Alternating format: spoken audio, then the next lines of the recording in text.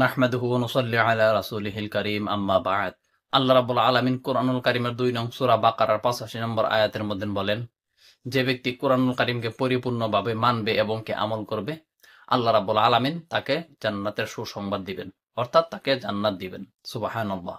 আর যারা নাকি আল্লাহ রাব্বুল আলামিনের কোরআনকে কিছু অংশ মানবে, কিছু অংশ মানবে না, তখন সেই রকম ব্যক্তিকে আল্লাহ রাব্বুল আলামিন জাহান্নামের ঘোষণা দিবেন, অর্থাৎ সে জাহান্নামে যাবে। আর শুধু জাহান্নামে না, সে এই দুনিয়াতেই অপমানিত, লাঞ্ছিত হয়ে যখন সে এই দুনিয়া থেকে চলে যাবে, তখন এই দুনিয়া থেকে চলে যাবার পর কবর এবং হাসর ময়দানে হিসাবের পর তার ঠিকানা হবে জাহান্নাম।